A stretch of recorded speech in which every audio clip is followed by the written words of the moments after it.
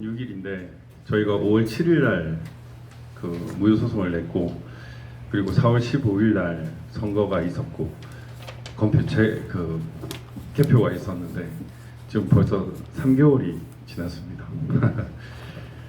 사실 저는 이맘때면 이미 끝나가지고 이제 지금 정권 교체를 해야 된다, 어떻게 할 것인가 그 방법론을 고민해야 할 시점이라고 생각을 하는데, 너무나 뻔뻔한 정권이다 보니까 그 정권 하에 사법부 역시도 참 이 전례 없는 이런 재검표를 미루는 이런 행태를 보이고 있습니다.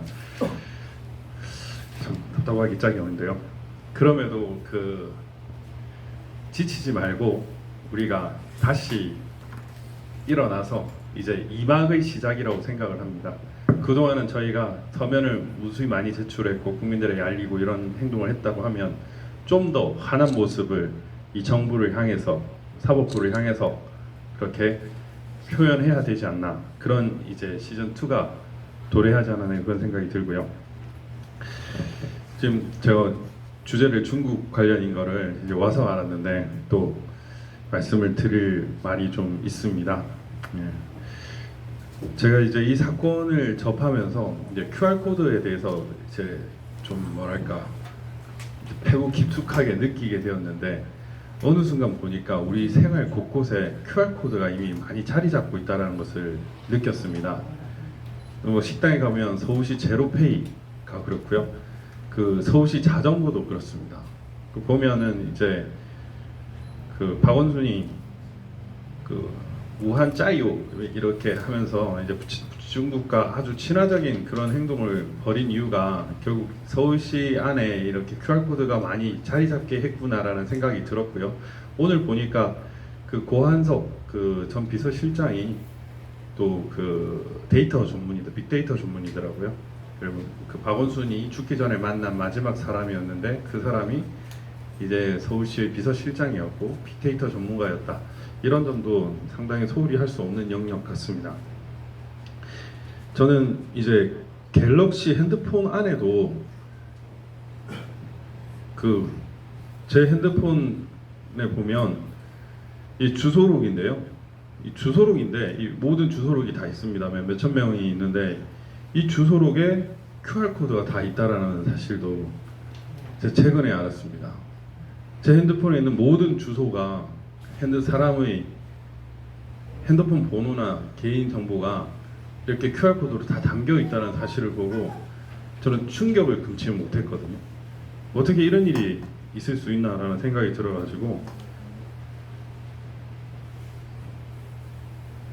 그리고 제가 어제 그제 이제 고발인 조사를 했습니다. 그제는 이제 수원지검에 가서 이제 화성시 관련 그 진술을 했고, 어제는 남부지검에 가서 이제 한tel 시스템 관련 이제 고발인 진술을 했는데요. 거기 검찰청에 들어가면은 형사 포탈 시스템, 형사 개인 정보를 열람하는 데 있어서도 QR 코드를 통해서 확인할 수 있어요. 와, 이게 뭔가 이런 생각이 들죠. 그리고 최근에 이제 코로나 전국 때문에 외식을 하러 가면은 또 QR 코드를 찍게 의무화하려고 하고 있어요. 그래서 생각보다 이건 너무 심각한 상황이다라는 생각. 이제 밥 먹으러 가려면 QR 코드를 찍어야 하는 그런 상황이 됐는데, 이거는 결국에는 우리의 모든 데이터가 지금 저 중국에 넘어갈 수 있겠구나라는 생각이 들 수밖에 없었거든요. 그 미니언님께서 그 500만 개인정보 데이터 말씀을 하셨는데, 사실은 이런 QR 코드의 전문국은 그거를 세계적으로 컨트롤하는 나라는 중국입니다. 중국. 그 중국이 지금 우리나라뿐만 아니라 세계 각 나라들의 개인정보나 각종 정보를 빨아들이고 있는데, 그 빨아들이는 큰 매개체 중에 하나가 QR코드입니다. QR코드. 그래서 이미 지금 우리나라의 많은 부분에서 상당히 중국화되었고 중국의 영향을 많이 받고 있구나라는 그런 생각이 막 들었습니다. 제 개인적인 경험을 하나 말씀드리면, 제가 이제 중국 회사에서 법무실장으로 한 8개월 정도 근무를 했습니다. 8개월 정도 근무를 했는데 최근에 연락이 왔어요. 제 페이스북에 그 공개는 안 돼 있는데 보이지 않는 부분에 그 중국 회사 경력을 써놨거든요. 근데 그 회사에서 연락이 와가지고 지워달라. 예, 지워달라 라고 저한테 연락이 왔습니다. 어떻게 하는 거예요? 그러니까 아니 그건 나도 지금 그게 공개되어 있는지 모르는데 그거를 어떻게 알고 나한테 연락을 한 거냐. 그러니까 이미 상당히 많은 정보를 그 중국 업체가 우리를 관리하고 있다라는 그런 생각을 많이 했거든요. 제가 그 회사에 근무를 하면서 이제 우리나라 쪽 사람 정관계 사람하고 그 중국 대사관 쪽에 있는 사람을 좀 어느 정도 만났는데 그 중간에 이제 이네들이 이제 만나면서 매개하는 그런 역할도 조금 했습니다. 그런데 이 중국 애들이 한국의 정치권은 하나도 안 무서워합니다. 그런데 중국 대사관 사람을 만난다고 하면은 안절부절을 못 하더라고요. 우리 한국에 예를 들면은 뭐 문재인이 박근혜 이렇게 얘기하면서 중국 대사도 아니고 한 영사 정도였던 것 같은데 영사 만날 때는 안절부절을 못 하는 겁니다. 이게 정상적이지 않다는 생각이 들었는데 그 밥을 먹다가 우리는 한국에서 무슨 문제가 발생하면 별로 겁이 안 난다. 왜 겁이 안 납니까? 이랬더니 우리가 모시는 따거가 한국에 정치 자금을 많이 뿌려놔서 우리가 외국으로 도망갈 그런 시간을 벌 수 있다 이런 말을 하더라고요. 그래서 뭐 이게 일종의 카드라일 수도 있겠지만 제 개인적인 경험이기 때문에 한번 말씀을 드립니다. 그만큼 중국의 많은 부분들이 우리 한국에 어마어마하게 개입되어 있습니다. 그 개입의 정도는 작년 제 문재인 대통령이 그 중국에 가서 혼밥을 뭐 7차례로 알고 있는데 7차례를 하면서 그 대망신사를 뻗치고 우리나라 기자가 그 중국 놈들한테 맞아도 외교적 항의도 제대로 못할 정도로 그렇게 그 쪽박을 차면서도 중국몽, 뭐 태산, 뭐 이런 얘기를 하면서 그렇게 아부를 뜰 수밖에 없는 그 현실이 저는 과연 무엇 때문인가라는 생각이 들었어요. 사실 이 전조 현상은 있었습니다. 올해 초에 3월 2일 날 우리나라 실검 네이버 실검 1위를 달성한 게 차이나 게이트였습니다. 차이나 게이트. 즉 댓글 조작을 통해서 한국의 여론을 좌우한다라는 것이 사실 그게 아주 우리들한테는 민감했고 실제로 검찰에 고발도 되었죠. 김격훈 같은. 그런데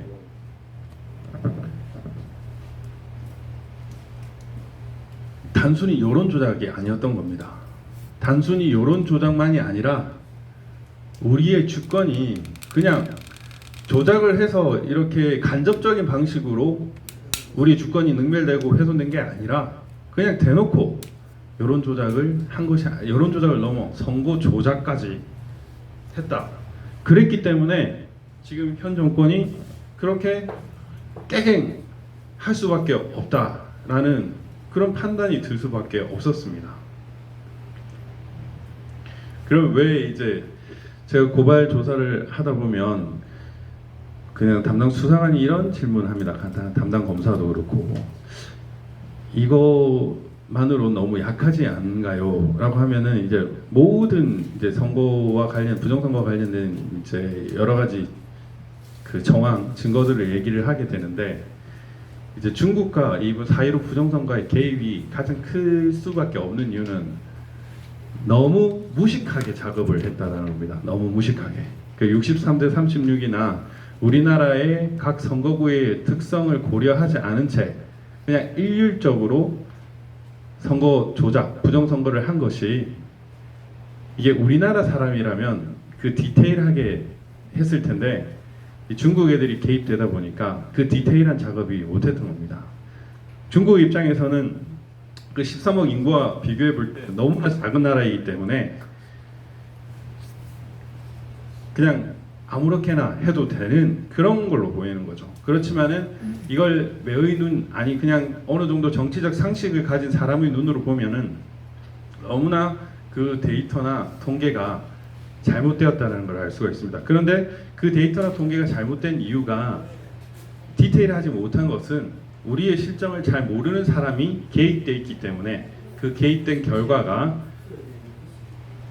63대 36이라는 그런 어마어마한 그런 차이를 낳게 하고 43개가 관내 관외 사전투표의 비율이 99%가 일치하고 뭐 98%, 97%가 되는 거는 훨씬 더 많아지고 이런 것들은 결국에는 중국이 개입되었기 때문이다. 이런 말씀을 제가 드릴 수가 있습니다. 그래서 사실 좀 이게 저는 이제 부정선거에 뛰어들게 된 계기가 4월 16일 날 개표 결과 발표였습니다. 예, 4월 16일 개표 결과 발표였고 그 개표 결과 이후에 순식간에 등장한 사전과 당일 그리고 관내 관외 분석 이런 개표 결과가 도저히 나올 수가 없는 거거든요. 저도 정치권에도 있어왔고 뭐 선거 관련 것도 관심을 많이 가졌지만 사실 이번에 처음으로 관외 사전투표가 있는 것도 알았습니다. 그리고 관내 관외 사전투표의 비율 뭐 이런 것들을 처음 봤는데 그 개표 결과를 그 끝나고 한 몇 시간도 안 돼서 모든 수도권의 결과를 분석해가지고 내놓은 것이 저는 이해가 안 됐습니다. 이거는 인간의 힘으로는 불가능하거든요. 이미 이거를 해놓은 사람이 있지 않고서는 불가능합니다. 제가 이제 그 조선일보 최보식 기자와의 인터뷰에서는 내부 고발자라는 식으로 이렇게 대외적으로는 나왔지만 저 개인적인 생각은 이것은 그냥 단순 내부 고발자의 작품이 아니라 중국과 한국, 중국과 북한, 북한과 한국과 관련된 각종 데이터들을 전문적으로 수집하는 사람, 즉 정보기관이겠죠. 정보기관이 이와 관련된 정황을 이미 인지를 해서 이거를 제 익명의 공간, 즉 우한 갤러리에 퍼뜨린 것으로 저는 사실 보고 있습니다. 그래서 중국이 개입되지 않았으면 우리가 4월 16일 날 그렇게 빠른 시간 안에 캐치하기가 어려웠을 겁니다. 그렇게 어렵고 사실 3월 10일 정도에 미국에서는 이미 김정은 신변 이상설과 그 4.15 부정선거의 그 여당 압승을 예측을 했습니다. 부정선거를 통한. 이거는 예언이 아니라 예측이라고 할 수밖에 없는 이유가 그들은 이와 관련된 각종 증거들을 이미 포착하고 있었던 겁니다. 그렇지 않으면은 미리 한 달 전에 그렇게 말을 할 수가 없습니다. 예언도 그렇게는 불가능하죠. 이런 것들이 이제 단순한 우리나라의 문제가 아니라 국제적으로 특히 차이나 중국이 개입되었기 때문에 이런 일이 발생한 것으로 보고 있습니다. 물론 지금 각종 국제적인 각 나라나 정보기관들이 우리나라에 대해서 관심을 많이 가지고 있지만 결국 이를 해결해야 하는 것은 우리라고 생각을 합니다. 우리가 좀 더 힘을 내고 좀 더 밝히고 좀 더 소리쳐서 조금 진이 빠지는 이 상황에서도 다시 힘을 내서 이 상황을 이겨나가야 한다고 생각을 합니다. 네, 두서없이 말씀을 드렸는데 이상 제 말이 이 중국과 개입된 그런 큰 정황이 있다라는 그런 말씀입니다. 감사합니다. 네.